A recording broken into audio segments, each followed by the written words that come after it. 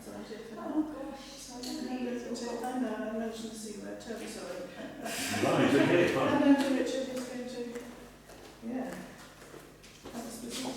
Well, thank you very much for inviting me back. I'm always surprised to get invited back. But so how many came to the town crier talk? You know the town crier? Oh, yes, I remember it. Excellent. Good. As you probably know, I like to do things a little bit differently in terms of way. So a little bit of audience participation, should we call it now. Well, tonight we're going to reenact the Siege of Chichester in 1642 in the Civil War. Now, do you know very much about the Siege of Chichester at all? Good. Okay, so let's just set the scene. Why did we have a civil war in the first place? It was only 40 years since Queen Elizabeth I was on the throne. She was very popular, and she was very good in terms of thinking about the future, and also healing the great rifts that have gone on between the Catholics and the Protestants. And so she'd actually put into place many of the, if you like, laws and everything to make sure that the religion had an equal opportunity for each religion. So either you were Catholic or Protestant. As far as Elizabeth was concerned, that was it. I mean, that was your religion, and there was there.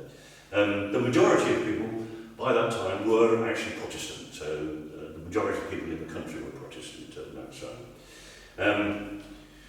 I think the main reason for it was one of the things that Elizabeth did do, which was actually very good, is that she was really worried about the succession. Of course, she had no heir following her, and she'd obviously been through quite a lot of trauma beforehand, and obviously with Henry VIII and seeing her mother's head cut off can't be much of a thing. So she actually thought very hard about her succession, and in fact was planning it well before her death, and she used Lord Salisbury as a go-between, and she said that probably James I, or was James VI of Scotland, would be an ideal Protestant.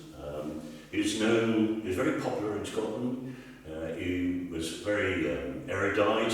He wrote a lot of things. He actually, I think you probably know about the King James Bible and everything else. So he was a good man. He seemed to be honest and everything else. The problem is that he also thought that he had the divine right of kings, so absolute power. So he thought he was appointed by God to be king. And he put that started to get that into the legislation, which then caused the problem later on. The other thing is that in Scotland, his parliament wasn't like our parliament. It was more like a court. So every time James wanted anything in Scotland, he used to just walk out, "Can I have some money, please?" And they all went, "Hey, you can have some more money." When it came to England, of course, the parliament was quite strong. And every time that James came and asked for money, they said, "Well, why do you need this money? Tell us what's going on." And he said, "Hang on a minute, I'm your king, you shouldn't be questioning me all the time." So there's always a tension within Parliament with James. And he was actually a bit financially irresponsible. He did actually spend quite a lot of money on himself and his court himself. And the other thing he did was, unfortunately, he cultivated certain people, close friends, and one of those was the Howards, which were quite unpopular with certain things. But himself, James, was very popular, but he'd actually laid the seeds of unrest. And so when he came to Parliament, the first thing that happened, first thing on the way, was the gunpowder plot. Of course, they tried to blow up Parliament, and James with it. And he wasn't too pleased about this.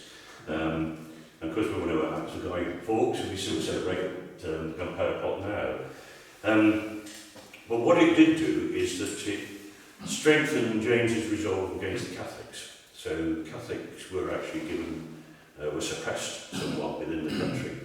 Although, it's true to say, because James was fairly clever in terms of the way they managed it, many of the Catholics in high places were still there. So the Catholics were in all over the country. But it had laid the foundation of great unrest amongst both the Protestants and also the Catholics, I think, in what was going on.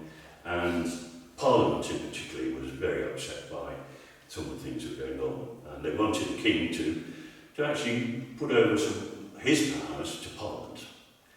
And unfortunately, when Charles I came along, after James, Charles was not quite the diplomat that his father was, and he decided that he would carry on, particularly this business of being appointed by God as divine right as king.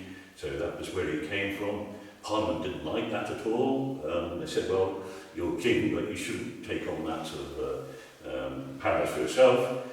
And eventually, the Charles fell out with Parliament, and to such a extent that one of the things he did do was to go in and arrest some of the, went into Parliament and actually arrested, or went to arrest some of the major people in Parliament, the MPs. He actually didn't do very well, because when he got to Parliament, they all knew that he was coming, so everybody had gone home except the Speaker. so they all came into Parliament, Charles on his horses and with his men, and they said, oh, we come to arrest X, Y, and Z, and they said, oh, I'm very sorry, they're not here, it's just me. But it was really causing major problems in the country. So it came to a head, and eventually it was a civil war. So the civil war was between parliamentarians who were strong in London, their base was in London, and Charles, who then had to move out, and his base was in Oxford, so it was there. So Chichester was somewhere in between, so you could see why we came into that. The other thing that Charles did, which was, I think, probably the thing, was that he married actually a Catholic, Henrietta, and I think that was seen as a way of maybe undermining the Protestant and Presbyterian faith and everything else. So, and also his favourite was Buckingham, who was actually not a very good or loyal person. So poor old Charles, as I say, was arrested, and we had the start of the Civil War. So we're going back to there. So just going to talk about the Civil War in Chichester then, and what was happening.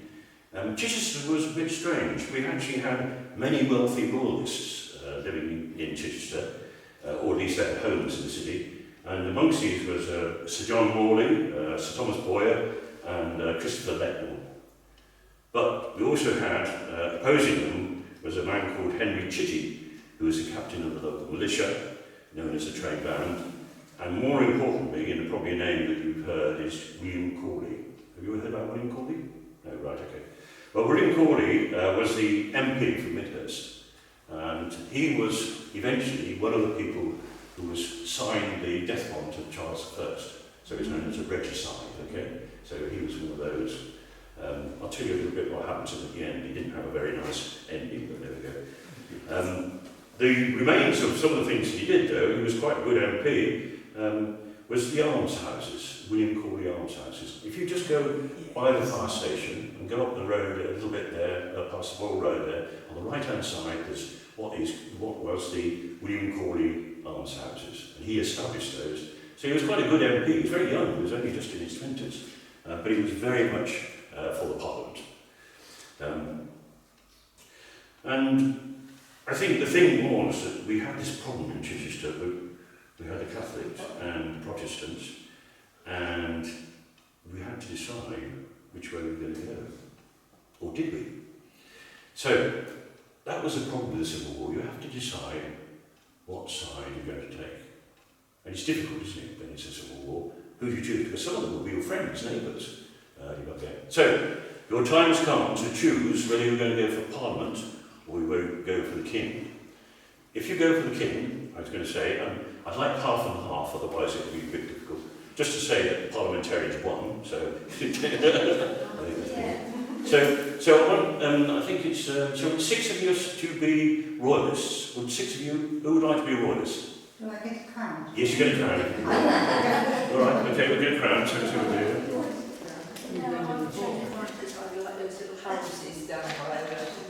There we are, so we're going to say a crown. So there you go. I need a few more royalists, please.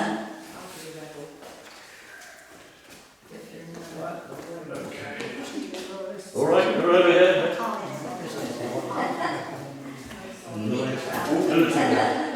Okay. Right, so the reason for this is that during the Siege of Chichester, there was quite a lot of going back and forth, as you will see, and so it's difficult to know who was doing what, whether they were Protestants and parliamentarians or whether they were royalists. So when we're doing the reenaction, just make sure these are the royalists and everybody else is a parliamentarian, okay? That's why you're not supposed to have sort of gaudy garments or anything like that. You have to be very plain for the parliamentarians. Right. So what's happening next then? Well, the Civil War actually started and began in the 22nd of August in 1642, and it was actually started in Nottingham, where the King raised his royal standard against the parliamentarian army. There then proceeded to be quite a lot of indecisive battles early on, but actually the King, with Prince Rupert, who was his nephew, did quite well to begin with, but they failed to actually make their victory stick. And one of the problems was that they had a wonderful victory at one stage, and instead of going back and fighting the remaining people there, they decided to raid the camp where all the goods were and everything else, rather than go back. So they sort of picked things up and just dashed off. And of course, the troops reassembled on the other side, ready for another day. Okay. The very end of the first part, there's actually two civil wars. We don't think about this, we just talk about the Civil War, but there are actually two civil wars. The first one ended really in 1645, very decisive battle, the Battle of Naseby, and that's when Charles was taken in and captured and everything else.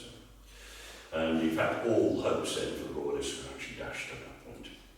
And we all know what happened to poor old Charles next, don't we? Okay, so let's come back to Chichester. The reason why you're all sitting like this is that this is Chichester you're all sitting in, okay? And so just to give you the geometry of where we are, Chichester, all-grown city, walls around it. In fact, the walls of Chichester are still in the same place that they were originally put in by the Romans. So it's the only city in the whole of the country, a Roman city, which actually has the walls in the same place. So that's they're not the original walls, they went a bit time ago, but they're actually in the same place there. So just to get you the geometry right, Chichester has 4 gates, and you're sitting on the walls, by the way, okay? You're sitting on the walls there. So just to get this, that's the north gate, just there, on your side. So you have west gate here, and then east gate there, and then we have south gate here. Now, on the other side of the east gate is a little place called St. Pancras. You can go to St. Pancras there. At this time, most of Chichester was within the walls, and there were 2 settlements just outside. One of it was St. Pancras, and the other one was just here, the west side, which was St. Bartholomew's, and you've still got the St. Bartholomew's church there. So those were the 2. But then everything else was fields around, and one of the other places which we'll talk about was further up there called the Broyle, and they've still got the area called West Broyle, and in fact I did in East Broyle there, so that was quite important when we come to the war. So before the beginning of the Civil War, William Corley, the man himself, Member of Parliament for Chichester and Midhurst, issued what was called the Valiant Resolution, which declared that the Chichester city would support the Parliament rather than King Charles. So William Corley has come out and said, we're going to support Parliament. Many of the Catholics didn't really like that, and in fact the resolution was not an official declaration, and several royalists in Chichester and Sussex took action against the control of the seat of the King. So the first mayor of Chichester, this is my mayoral hat by the way, so I've still managed to get it. First mayor of Chichester, a chap called Robert Exton, responded by issuing what's called the Royal Commission of Array, which called upon all the able-bodied men to take up arms for the king. Okay, so he's coming out for royalists. So we've got a bit of dilemma now. We've got Corey saying we're going to have a big parliament, and we've got the mayor saying actually we're all going to fight for the king. And actually, soon after that, excellent successor, William Bartholomew, ordered ordnance from Portsmouth and soldiers from the Sussex battalion. The governor of Portsmouth was Sir William Lewis, and this is where we get back the first one. So I want somebody, Royalist please, to be the governor of Portsmouth, Sir William Lewis, so you're there. And with you, sir, you have here a whole load of ordnance, of cannons and gunpowder, okay? Right. Be careful now. So the first thing they did was they sent somebody, a couple of soldiers, royalist soldiers, to go and get the ordnance. So if you could go and pick up the... Anybody like to go forward? Yeah, you're right, you've got to go. Yes, you've got to be a royalist, okay? If you'd like to pick up the ordnance, okay? So... Yeah. And what was given, in fact, was 7 guns and 10 barrels of powder. So we haven't quite... So they've all got little cannons, okay? Right, okay, so it's all right. We can... Hang on, and what I suggest you do is we put them all on the chair when you come back, okay? Well, thank you, that's your reenactment time. It wasn't too far, was it? No, that's right. Right, okay, so that was the first bit, was, and it was why Chichester became so important in the Civil War, is because we had all the guns and powder here. And so either the Royalists or the Parliamentarians wanted to get hold of Chichester simply because they had all the ordnance here. And if, for instance, it was retained, it thought that Chichester would be a place where they could actually defend and could actually stop any advance from either side. So that's one of the reasons why it's so important. Sorry? Yeah, Portsmouth started off as royalist, and unfortunately, like all politicians, decided that seeing which way the weather was going, he went eventually over to the side there. All through the war, actually, people were changing sides. It's quite surprising, really. So, the next reenactment is on the 15th of November. And what was happening was, if we look at Chichester, Priory Park was here. You're in Priory Park, okay. And you're all having a meeting in Priory Park, okay? And you're discussing which way should we go. Should we be parliamentarian? Corey saying one scene. Should we go the other? Morley saying the other side. And at that point, they decided that we'd actually be neutral, which was very odd. However, they didn't like it. Now, what had happened is, do you remember the ordnance that had come forward? Is that I'll give it to you. So, and what they did, they put cannons in the gates. Okay.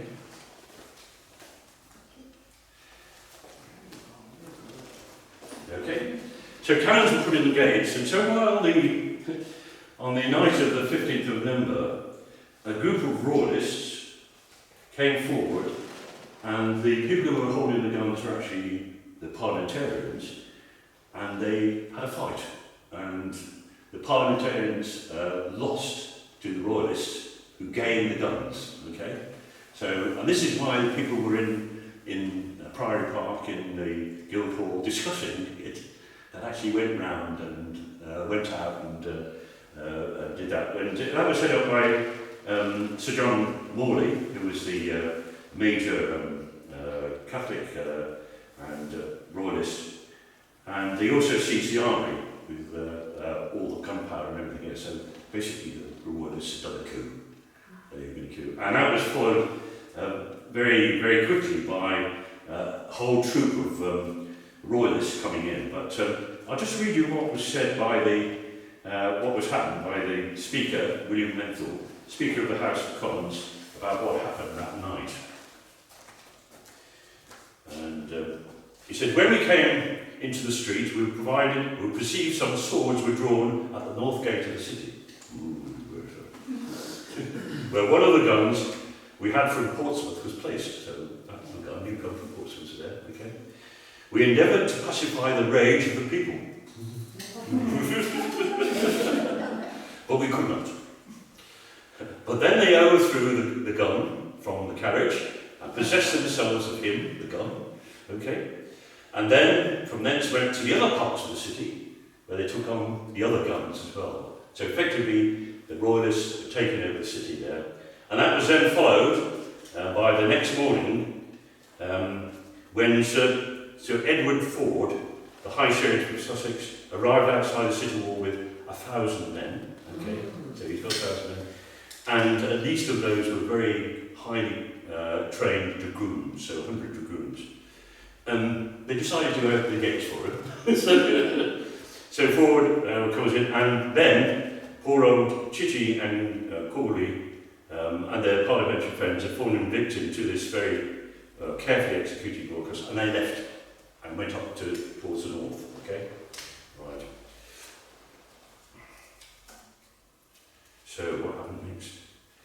Well, at this point, the parliamentarians were beginning to strengthen, and in fact, Herbert Morley was gathering a growing army of volunteers, and he pursued Ford, who had the dragoons, and went out.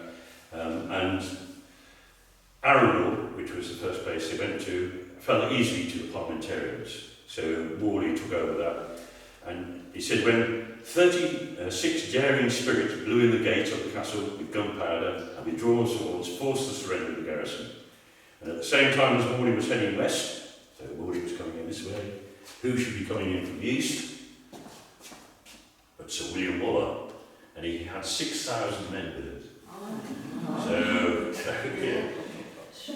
So the two forces converged on Chichester on the 21st of December and laid siege to the city. Now, this is where you have to see. So all the parliamentarians, I'd like you to move over to this side of the thing. So would you like to stand up and move behind there?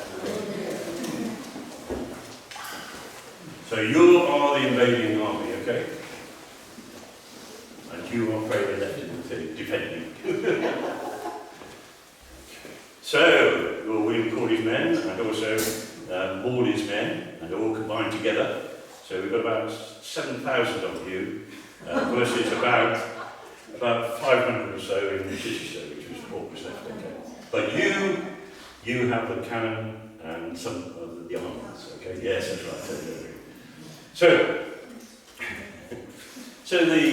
given the numbers there, the first thing that Waller did said, well, I think you ought to surrender. You've got a huge force around you.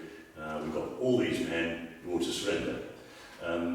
So actually, the Royalist garrison turned around and said no. And the reason for that was that Prince Rupert was thought to be in the area, and of course they thought he might be the saviour. Come and save them. Unfortunately, he was heading in the opposite direction.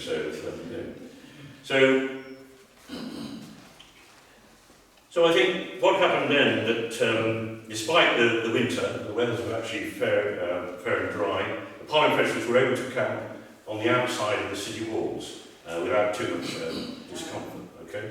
Now, what they did is to the north of Chichester, they set up their cannons just here. So you're setting your cannons here, and you're going to bombard from about a mile outside of Chichester from the Broad. Now, I can tell you a story now that my allotment is in a place called Little Breach. And Little Breach is just up the road, as you know, up St Paul's Road there. And I was digging about 10 years ago in the allotment, and I suddenly found a clay pipe. A little clay pipe. Now, clay pipes are really quite clever because you can date them. They each year have a different shape of clay pipe. And guess what year my clay pipe was? 1642, yeah. Actually, it's in the museum at the moment with a lot of other things, but it just sort of brings it home when you touch a little bit of history like that. It's just fantastic. So, cannons are there.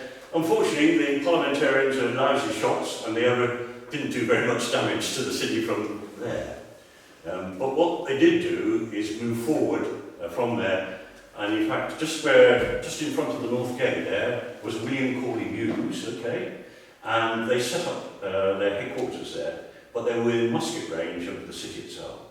So what they started to do was to do various skirmishes. So what they would do is, for instance, there was quite a lot of activity on the east gate here. So if you could go to the east gate, should a couple of you go to the east gate, okay? Just there, you're right. Good. Just defend it, okay? You're right. Okay, just go and defend it there, okay? Okay, so you're defending the east gate, okay? So would some of the parliamentarians come round and place themselves there? So you're now in St Pancras, okay? And one of the things you're going to do is you put a cannon on top of the church. So on the very top of the church they put a cannon, so they could fire over the walls into Priory Park.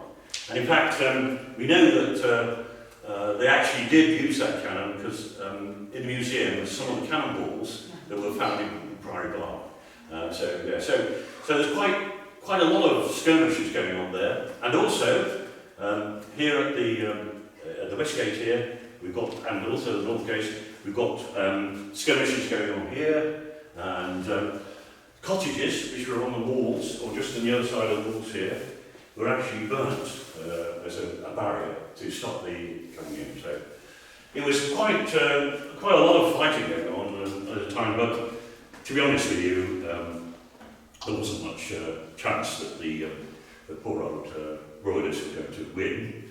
So eventually, over the next days, as I say, they had these skirmishes, and fearing that the parliamentaries would enter the city from these quarters, the royalists set fire to cottages, which is there. They did make the parliamentaries retreat slightly. Christmas came and went, because this was the beginning of December. But it was clear that the royalists could not expect to get Prince Rupert or any other royalist army. And as one Puritan commentator said, and I think it's probably true, he said, with Waller's army put in, the papists and the malignants that are there now are at their wits' end. They have no way to escape unless they leap into the sea, which would prove to be a mad Christmas gamble. So, eventually on the evening of the 27th of December, a trumpeter was sent out from the city and requested a parley with General Waller. So, General Waller came forward, and the terms for surrender were agreed. And at 7 AM the next morning, 28th of December, the gates of the city were open and the parliamentaries came in. So come on everybody, back to your seats. Well, not quite back to your seats because there's still a bit of naughtiness that the parliamentarians are going to do, okay? Interestingly enough, because they did agree to the terms, one of the things that the parliamentarians said they would not do was sack the city. They would go, except for the cathedral. We'll come on to that now. And in fact, a lot of the people who came in, the parliamentarians and also the royalists here, a lot of the soldiers who were captured decided that they would become parliamentarians. Well, we'll leave a couple of you behind because there's still one or two things you can cover. So we're now, for the rest of the war, basically a garrison for there. But just before, after the actual invasion of Chichester and the surrender, a couple of things happened. The first thing was that there was a gunpowder plot. So I'd like perhaps somebody to come and sit on the chair here, right? And would you like? Who would somebody like to be William Waller? Would you like to sit on the chair, being William Waller? And I need somebody for the gunpowder plot. Okay. Right. So you are going to put gun. This is So William Waller decided that he would stop in Priory Park. There was a house in Priory Park, very fine house, which was called Priory Park House. Anyway, so Priory Park House, it's now gone through about 4 changes, and it's not there any longer, but it eventually became Franklin House, which was a descendant actually of Cromwell, who changed his name, because big Cromwell was good. So that was house there. So William Waller is feeling quite pleased with himself. He's in a nice big house. And then 2 of our friends, our Catholic sympathisers, Royalists, decide to put gunpowder underneath him. So would you like to go and put some underneath him?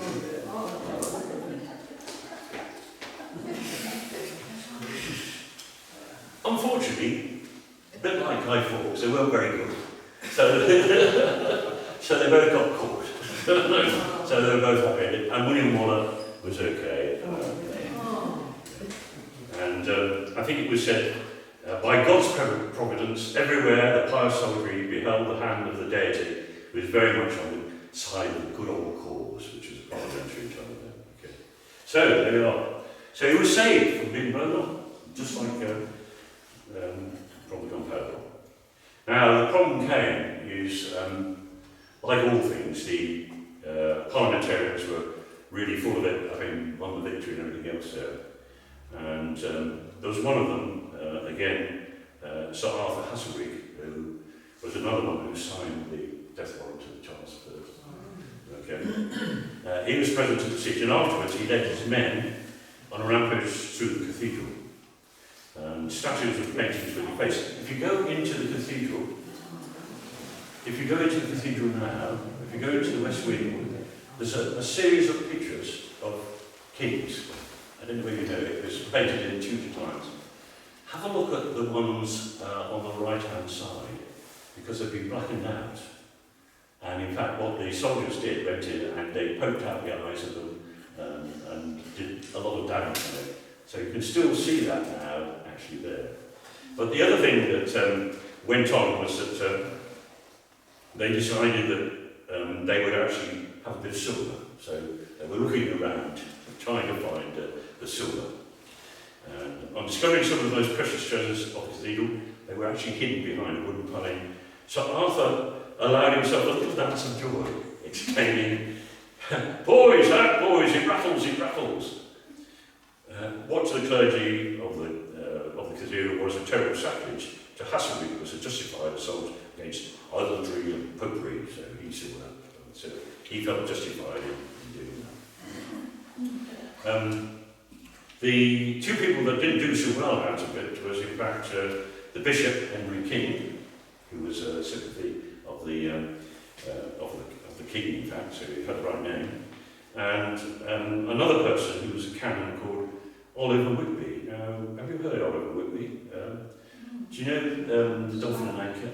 It used to be a blue school, and that was actually formed by Oliver Whitby. It was actually the son of Oliver Whitby. Oliver Whitby, at the time of the Chichester siege, was in fact a canon.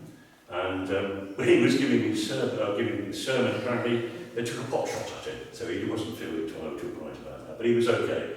But they both disappeared very quickly from Chichester after they come through. So, essentially, we come to the end of the Siege of Chichester. We've got 1,000 parliamentarians now, soldiers, being housed there. There is much disgruntlement about the people there because they're having to feed these 1,000 soldiers, you know, so they really were very popular there. And they stopped there until the end of the war, basically. So that was Chichester's end, if you like, in that situation.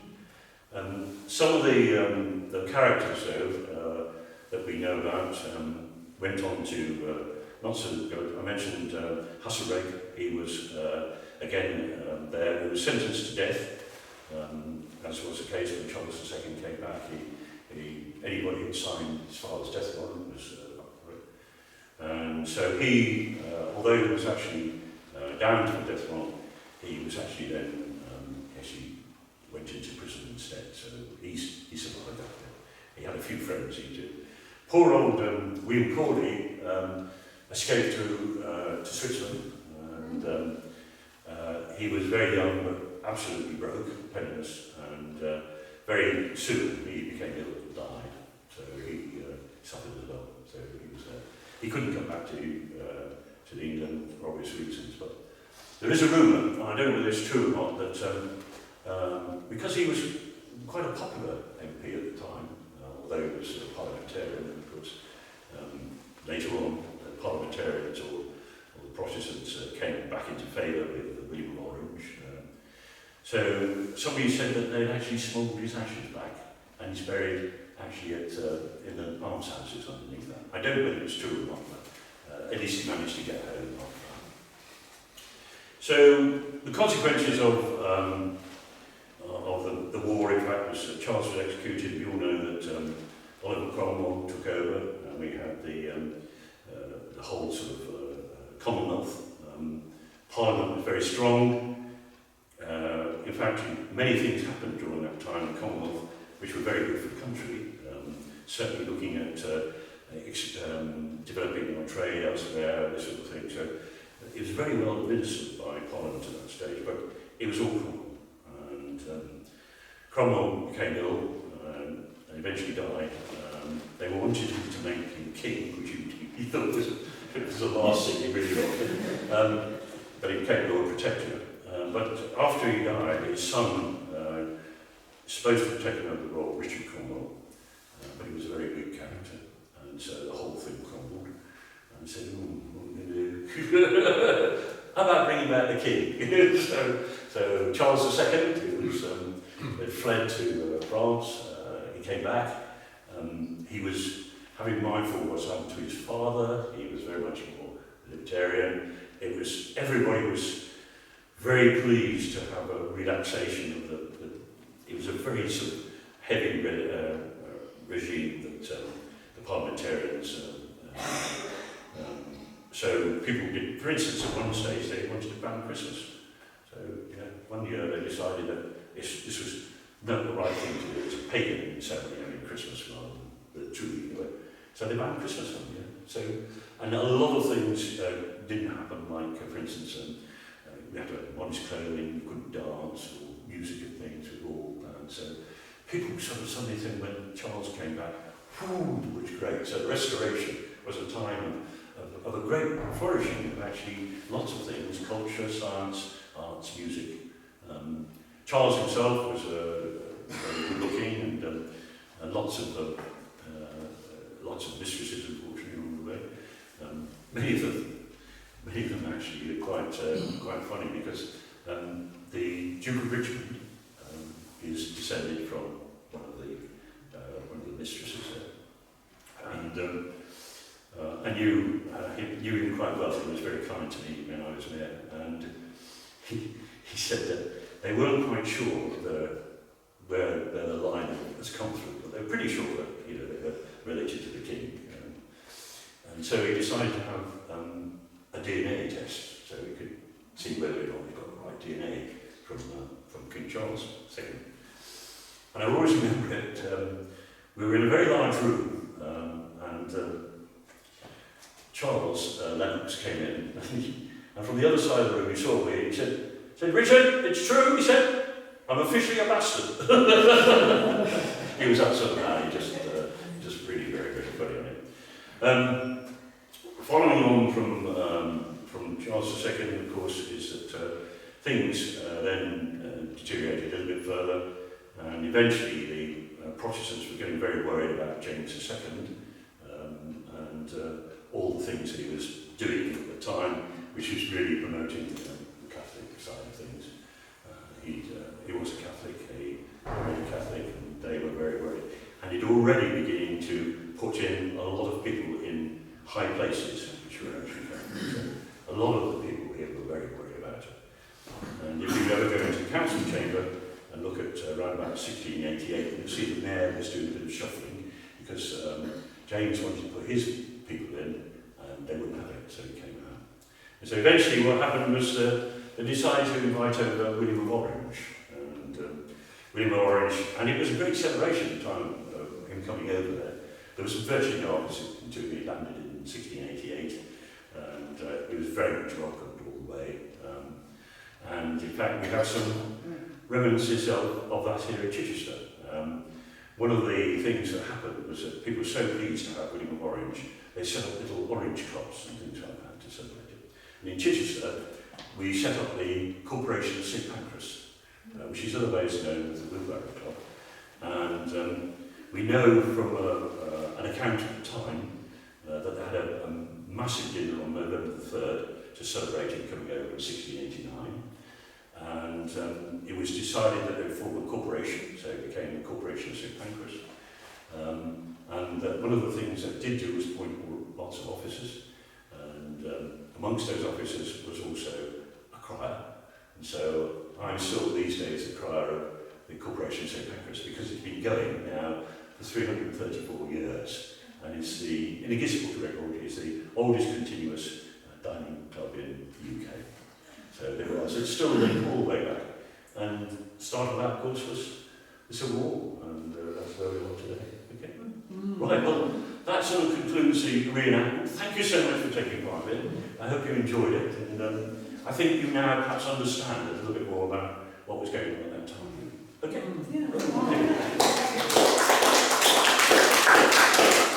I wasn't sure it was going to work, but it seemed to work all right.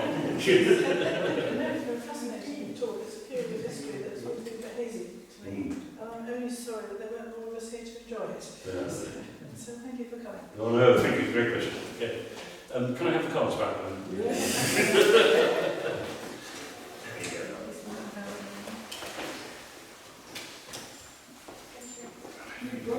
Just back to the first Siege. Yes. How long could the people inside have stayed there without having food? Oh right, okay. I mean, as far as the city itself is concerned, they had plenty of provisions and things, so they could have certainly gone on for several months or so if it was a city, because when that point, they had water within the city, of course, to the land flows through it. So yes, they could have survived, I think, quite a long time. And there also, within the city walls, there was some land that was actually farmed, so they had animals and food there and inside. So yes, they could have had a very long siege, but I'm afraid the odds were rather against them, as you could probably gather. So I think they made the right decision. So how long did the actual war last? The war or the siege? The siege lasted. The war lasted, as say, from 42 to 45, really. So okay. But the siege lasted 7 days.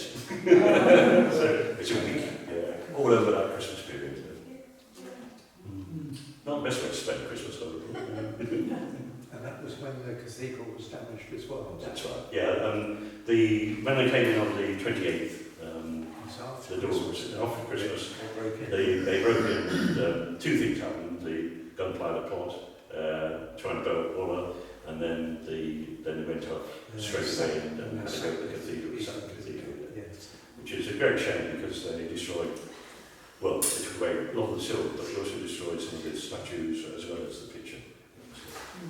But it's nice that you can go back and relive it all and find those places I talked about.